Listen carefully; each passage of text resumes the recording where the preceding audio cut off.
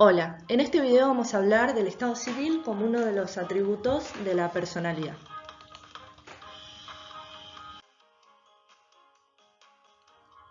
Primero y principal tenemos que definir qué es el estado civil.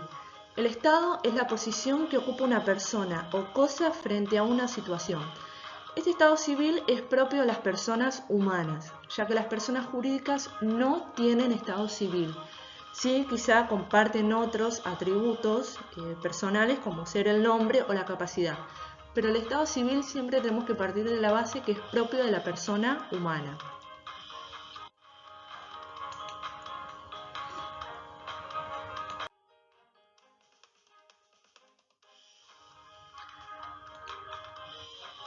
Como todo derecho, siempre tenemos que remontarnos a Roma para entender un montón de cuestiones actuales. En Roma existían tres tipos de Estado. Uno era el Estado Libertatis, el Estado Civilis y el Status Familiae. Cuando hablamos de Status Libertatis se refería a si eras esclavo o no. El Status Civilis si eras romano, civil o no. Y el Status Familiae designaba el emplazamiento que tendrías dentro de una familia o grupo. Uno de los estados que permanece hasta la actualidad es el status familiae. ¿Por qué? Porque hasta en la actualidad hablamos de un estado familiar o un estado de familia. En Roma, si bien esa concepción se remonta a la actualidad, tenía una idea completamente distinta. Cuando hablábamos de estatus familiar en Roma, nos teníamos que referir a la posición o el emplazamiento familiar, pero podía ser consanguíneo como no, eso no era algo particular como sí lo es hoy. Hoy el estado de familia ya estamos hablando de una relación consanguínea o no, pero sí una relación de parentesco, bien un matrimonio, una familia padre-hijo, una familia hermanos, etc. Hoy en día el estado de familia se refiere a la posición que tiene uno en la familia. Si soy madre, soy hija, soy hermana, etc. Este estado a su vez generará derechos y deberes recíprocos.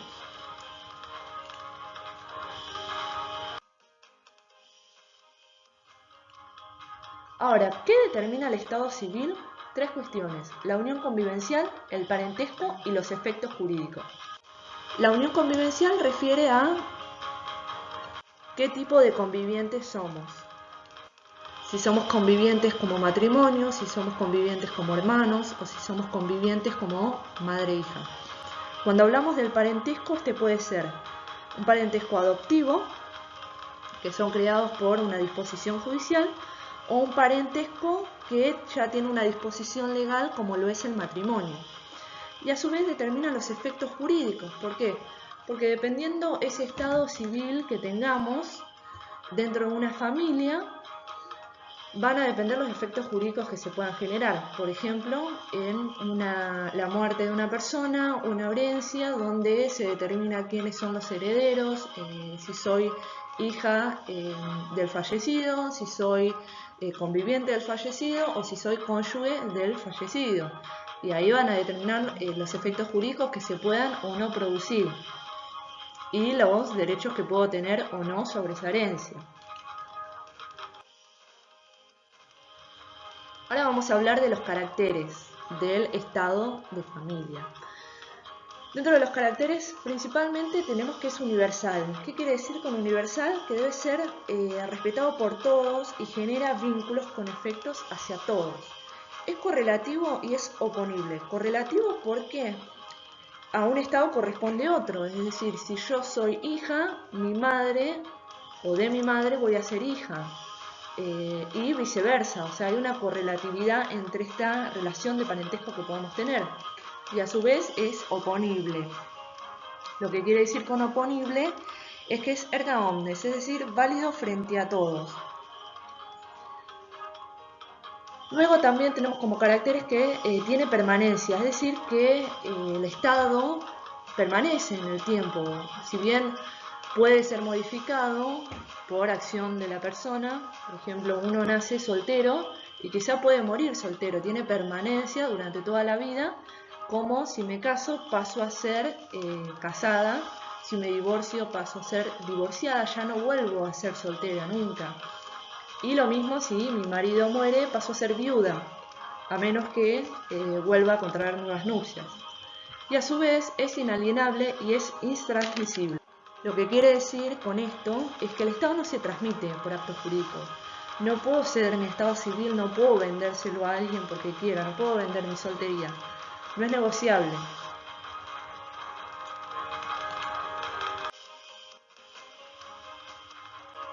Pasamos a hablar del título y la posición del Estado.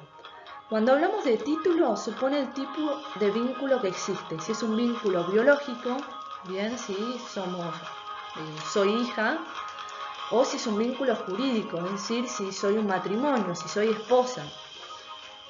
Y a su vez dispone las formas de legitimarlo, porque en un vínculo biológico la forma de legitimarlo es a través de un acta de nacimiento, donde conste qué tipo de relación de parentesco tengo. Y si es un vínculo jurídico, la forma de legitimarlo es a través de una libreta de familia, es decir, si es un matrimonio, debe constar un acta de que esto es así, y a su vez esto me va a generar mis consecuencias jurídicas en el momento y a posterior. Y a su vez tenemos que hablar de la posición, que es la consecuencia del título, la posición que ocupo dentro de este vínculo que tenemos.